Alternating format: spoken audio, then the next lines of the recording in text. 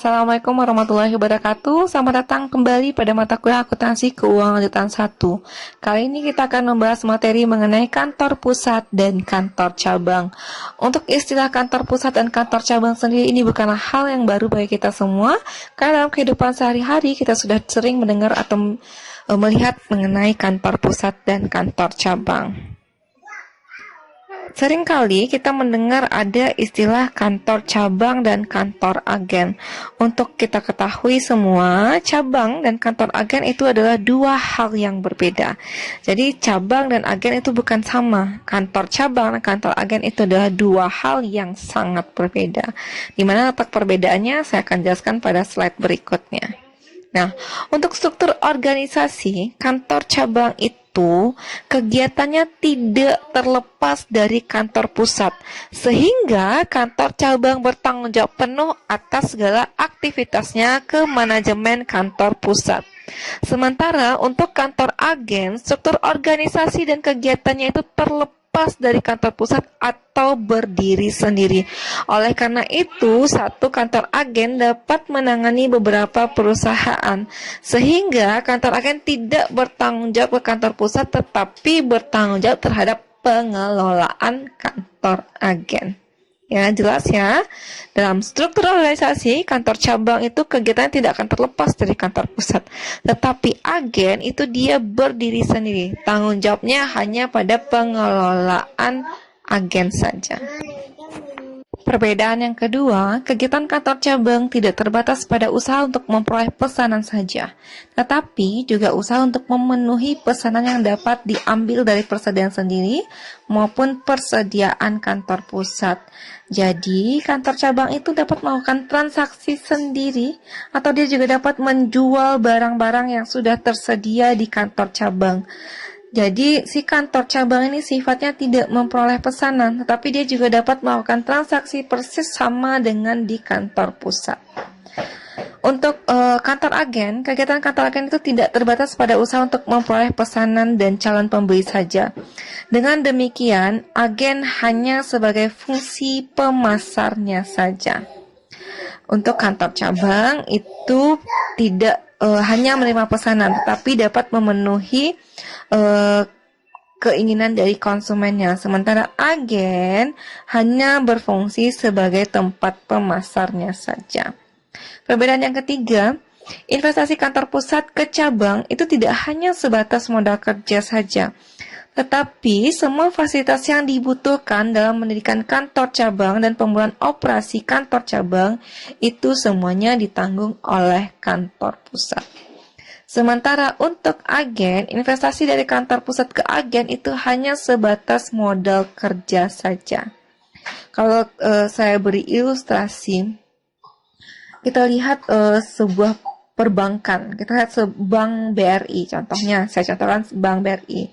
Bank BRI, kamu perhatikan kantor pusat, kamu perhatikan kantor cabang, akan sama persis warna catnya, logo banknya, seragam pegawainya, jenis-jenis transaksinya, itu semua sama.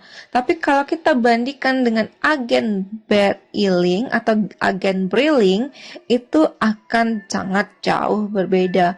Kalau agen BRI itu biasanya hanya menggunakan banner untuk merek yang bertuliskan agen BRI. Memang dia juga ada membuka transaksi seperti transfer atau tarik tunai. Nah, kegiatan mereka itu terbatas, tidak sama dengan kantor cabang. Untuk seragam, pakaian, fasilitas, lain-lainnya itu ditanggung sendiri oleh agen tersebut. Kantor pusat hanya menyediakan modal kerjanya saja. Modal kerjanya mungkin berupa mesin tarik tunainya atau pokoknya tools yang digunakan untuk transaksi yang mendukung pada agen BRI tersebut. Nah, terkadang agen BRI itu tidak, spanduknya bertuliskan agen BRI, tapi di store-nya itu atau di kiosnya itu tidak hanya melakukan transaksi BRI, tapi dia di situ ada jual jadi agen gas LPG, jadi agen telur, agen beras, banyak atau banyak jenis yang mereka jual. Itu sesuai ya dengan perbedaan yang sudah saya jelaskan tadi.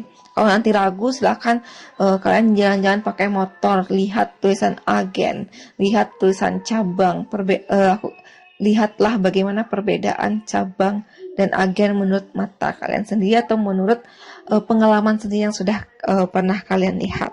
Oke. Next, kita akan bahas berikutnya. Nah, untuk hubungan kantor cabang dengan kantor pusat itu sama halnya hubungan antara investor dan investee. Setiap kantor pusat dan kantor cabang itu akan melakukan pencatatan akuntansinya masing-masing. Oke, untuk akuntansi untuk operasi cabang, yang pertama, umumnya cabang memiliki sistem akuntansi yang terpisah dari kantor pusat. Kedua, transaksi yang terjadi antara cabang dan kantor pusat dicatat dalam akun-akun intraperusahaan dan merupakan akun-akun resiprokal atau akun timbal balik. Yang ketiga, akun intraperusahaan di pembukuan kantor pusat disebut investasi di cabang. Sedangkan akun resiprokal di pembukuan cabang disebut kantor pusat. Itu nama akunnya ya. Oke, berikutnya, saldo akun investasi di cabang menunjukkan investasi kantor pusat di suatu cabang melalui kontribusi kas dan transfer aset ke cabang. Saldo akun resiprokal kantor pusat di pembukuan cabang mencerminkan ekuitas kantor pusat di cabang. Terakhir, cabang dapat bertransaksi dengan pihak eksternal dan internal dan mencatatnya dalam sistem akuntansi cabang. Untuk sistem pencatatan akuntansi kantor pusat dan kantor cabang itu sendiri ada dua. Yang pertama itu disebut dengan istilah sentralisasi, yang kedua adalah desentralisasi. Untuk sistem sentralisasi, semua pembukuan itu dilakukan pada kantor pusat. Cabang tidak mencatat kegiatan akuntansi tetapi hanya mencatat kas kecil saja. Atau nanti juga akan dibantu dengan mengerjakan beberapa buku tambahan seperti kartu piutang dan catatan lain yang diperlukan oleh kantor pusat. Sistem pencatatan akuntansi kedua itu adalah pencatatan desentralisasi. Pada sistem desentralisasi ini, cabang dapat melakukan kegiatan akuntansi persis seperti di kantor pusat. Untuk kedua sistem ini yang biasanya digunakan itu adalah sistem desentralisasi. Jika kita menggunakan sistem sentralisasi, ini hanya bisa digunakan jika kantor cabang kita berada berdekatan. Tapi saya rasa untuk saat sekarang ini rata semua kantor cabang itu menggunakan sistem desentralisasi. Saya akan perlihatkan contoh pencatatan sentralisasi. Kantor pusat mengirim kas sebesar 200.000 untuk pembukaan kantor cabang, maka kantor pusat akan mencatat kas kantor cabang 200.000 pada kas sebesar 200.000. Kemudian kantor cabang membeli aktiva tetap senilai Rp150.000 secara tunai. Maka jurnal adalah aktiva tetap kantor cabang Rp150.000 pada kas kantor cabang sebesar Rp150.000. Yang ketiga, pembelian barang dagangan semuanya secara kredit, yaitu kantor pusat Rp1.200.000 dan kantor cabang Rp800.000. Untuk pencatatan transaksi kantor pusat sendiri adalah persediaan Rp1.200.000 dan utang dagang Rp1.200.000. Untuk transaksi di kantor cabang itu, pencatatannya adalah persediaan kantor cabang pada utang dagang sebesar Rp800.000. Yang keempat, pengiriman barang dagang dari kantor pusat ke kantor cabang sebesar Rp275.000. Jurnalnya, persediaan kantor cabang Rp275.000 pada persediaan sebesar Rp275.000.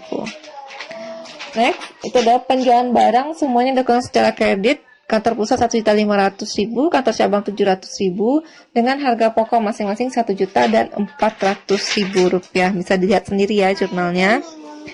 Terakhir itu adalah penagihan piutang dagang, yaitu kantor pusat sebesar Rp1.300.000 dan kantor cabang sebesar Rp500.000. Jurnalnya juga dapat kalian lihat sendiri. Untuk pencatatan desentralisasi, ada beberapa transaksi yang mempengaruhi baik kantor pusat dan kantor cabang. Transaksi itu diantaranya adalah pengiriman kas atau aktiva dari pusat ke kantor cabang atau dari cabang ke kantor pusat.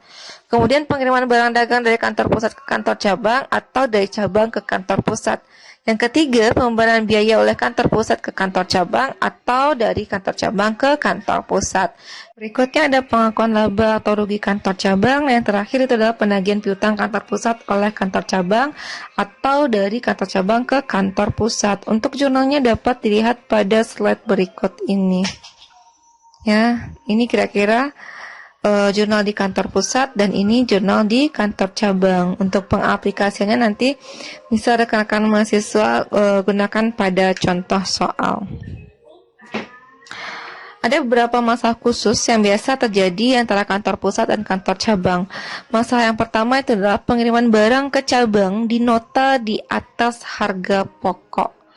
Nah, apabila kantor pusat mencatat persediaan secara fisik, maka jurnal yang dicatat adalah rekening kantor cabang, kemudian pengiriman cabang ke kantor cabang, cadangan kelebihan harga. Untuk penyataan secara perpetual, rekening kantor cabang pada persediaan barang dagangan dan cadang kelebihan harga. Nah, apabila pengiriman barang itu kita catat di atas harga pokok, maka selisihnya itu akan kita masukkan ke dalam akun cadangan kelebihan harga. Kenapa dianggap cadangan? Karena ini belum terrealisasi. Apabila sudah terjual kepada pihak ketiga atau pihak eksternal, baru kelebihan tersebut direalisasi.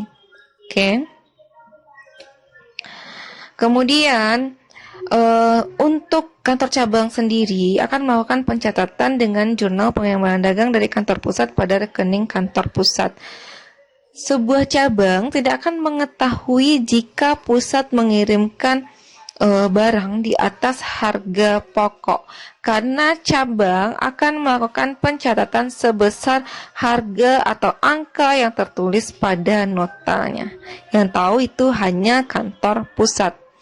Oke, jika terjadi pencatatan di atas harga pokok, maka terakhir itu akan mempengaruhi laporan keuangan.